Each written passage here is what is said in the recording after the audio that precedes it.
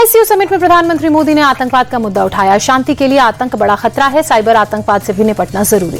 PM Modi ने कहा, सीमा पार आतंकवाद पर हमारी जीरो टॉलरेंस की नीति है। शाहबाज के सामने पीएम ने आतंकवाद पर आईना दिखाया, कहा आतंकवाद पर दोहरा रवैया नहीं चलेगा। पीएम मोदी ने कहा, भारत ने आतंकवाद का दंश झेला है, हम आतंकवाद का हर रंग हर रूप में विरोध करते हैं। एससीओ मीटिंग में मोदी ने कहा, पहलगाम में दुनिया ने आतंकवाद को घिनौना रूप देखा। पहलगाम हमला भारत की अंतरात्मा पर हमला था। एससीओ समिट से भारत ने पाकिस्तान को कड़ा मैसेज दिया। पीएम मोदी ने शहबाज शरीफ को नजरअंदाज किया। एक हॉल में मौजूद होने के बावजूद शहबाज से प्रधानमंत्री मोदी ने मुलाकात नहीं की। मोदी के साथ साथ पुतिन ने भी शहबाज को नजरअंदाज किया।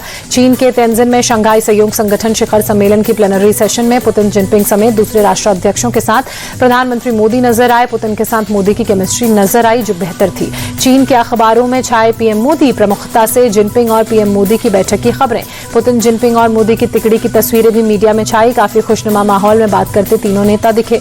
एससीओ समिट से पहले पीएम मोदी की चीन के राष्ट्रपति शी जिनपिंग से द्विपक्षीय मुलाकात, सीमा विवाद, व्यापारिक संबंधों के विस्तार और व्यापार घाटा कम करने जैसे अहम मुद्दों पर चर्चा। पीएम मोदी और राष्ट्रपति शी जिनपिंग के बीच मुलाकात के दौरान कैलाश मानसरोवर यात्रा को जारी रखने और भारत चीन के बीच डायरेक्ट फ्लाइट शुरू करने पर भी जोर दिया गया। द्विपक्षीय वार्ता में पीएम मोदी ने कहा, भारत चीन के संबंधों को सकारात्मक दिशा मिली। सीएम पर सैनिकों की वापसी से शांति और सीमा पर स्थिरता का माहौल बना। पीएम मोदी का बयान, अपने संबंधों को आगे बढ़ाने के लिए हम प्रतिबद्ध हैं, परस्पर सम्मान और आपसी विश्वास के साथ आगे बढ़ेंगे। चीन के राष्ट्रपति जिनपिंग ने कहा, चीन और भारत दो प्राचीन सभ्यताएं हैं, दोनों के बीच सौहार्दपूर्ण संबंध जरूरी हैं। मौजूदा हालत में भारत और चीन का साथ आना जरूरी है, दोनों को एक दूसरे की सफलता को सक्षम बनाना होगा। राष्ट्रपति जिनपिंग का बयान। पीएम मोदी और राष्ट्रपति शी जिनपिंग के बीच बैठक के बाद विदेश सचिव विक्रम मिस्री ने बताया, सीमा पर शांति भारत चीन संबंधों के लिए एक बीमा पॉलिसी की तरह है। पीएम मोदी ने बैठक में ये बात साफ कर दी है। तेजस्वी यादव ने बिहार में परिवर्तन का दावा करते हुए सीएम नीतीश कुमार को बताया नकलची, कहा उनके पास कोई विजन नहीं है, वो सीएम की तरह नहीं, धोखेबाज मंत्री की तरह व्यवहार कर रहे हैं। आरजेडी सांसद मनोज झा का बड़ा बयान, यात्रा सिर्फ बिहार तक ही नहीं सीमित है, पूरे देश में इसका संदेश पहुंचा। केंद्रीय मंत्री नित्यानंद राय ने कहा, वोट अधिकार यात्रा घुसपैठियों और फर्जी वोटर्स बचाओ यात्रा है। बिहार में वोटर लिस्ट में नाम जुड़वाना, हटवाना या किसी भी शिकायत के लिए आज एक लास्ट डेट है। अब तक 2 लाख से ज्यादा लोगों ने नाम हटवाने के लिए आवेदन दिया। 35,000 से ज्यादा लोगों ने वोटर लिस्ट में नाम जोड़ने के लिए आवेदन दिया। 30 सितंबर को जारी फाइनल लिस्ट होगी। बिहार विधानसभा चुनाव को लेकर बीएसपी की 2 दिवसीय बैठक। मायावती ने कहा, सभी सीटों पर पार्टी अपने दम पर चुनाव लड़ेगी।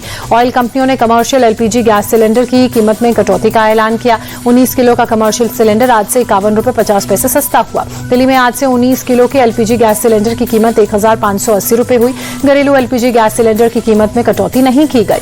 महुआ मोइत्रा के खिलाफ दायर एफआईआर पर दिलीप घोष ने कहा, लोकप्रियता पाने के लिए विवादास्पद बयान देती है महुआ, राजनीति में ऐसे लोगों की संख्या बढ़ रही है। यूपी में आज से बिना हेलमेट वाले दोपहिया वाहनों को नहीं मिलेगा पेट्रोल। राज्य में सभी 75 जिलों में आज से 30 सितंबर तक विशेष अभियान चलेगा। राज्य में लोगों को सुरक्षित यातायात की आदत डालने और सड़क दुर्घटनाओं में कमी लाने के मकसद से अभियान की शुरुआत। सीएम योगी खुद करेंगे अभियान की मॉनिटरिंग। नोएडा के सेक्टर 7 में कपड़े की फैक्ट्री में भीषण आग, सुबह 4 बजे आग पर काबू पाया गया। यूपी के ग्रेटर नोएडा के सूरजपुर में पुलिस और बदमाशों के बीच मुठभेड़। पुलिस के रोकने पर बदमाश बाइक सवार फायरिंग करने लगे। जवाबी एक्शन में दोनों बदमाश घायल हुए। दिल्ली के रोहिणी सेक्टर 28 की झुग्गियों में लगी भीषण आग, कई झोपड़ियां खाक। फायर ब्रिगेड ने आग पर काबू पाया, किसी के हताहत होने की खबर नहीं। उड़ीसा के तालचेर में तेज रफ्तार कार का कहर, सड़क पार कर रही एक स्कूटी सहित कई लोगों को मारी टक्कर, 15 घायल। जम्मू कश्मीर के रियासी में चिनाब नदी का जलस्तर बढ़ा, सलाल बांध के सभी गेट खोले गए। चंडीगढ़ में भारी बारिश के बाद खतरे के निशान के करीब सुखना लेक पहुंची, जलस्तर बढ़ा, खोले जा सकते हैं लेक के फ्लड गेट, गांव में अलर्ट जारी।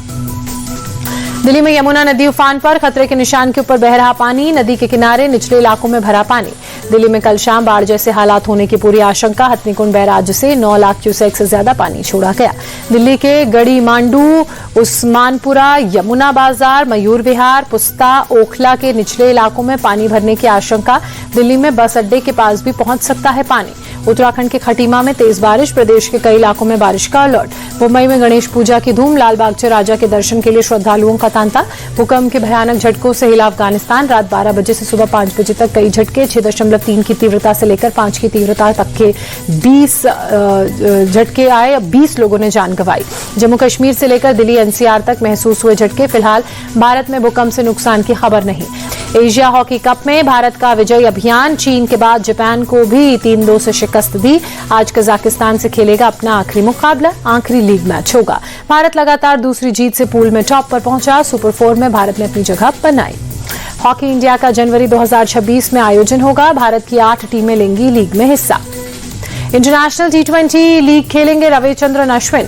अश्विन ने ऑक्शन में अपना नाम दिया। अश्विन IPL से ले चुके हैं संन्यास। एशिया कप से पहले शुभमन गिल, जसप्रीत बुमराह ने फिटनेस टेस्ट पास किया। बंगलुरु में आयोजित फिटनेस टेस्ट में वनडे कप्तान रोहित शर्मा भी फिटनेस टेस्ट पास कर चुके हैं।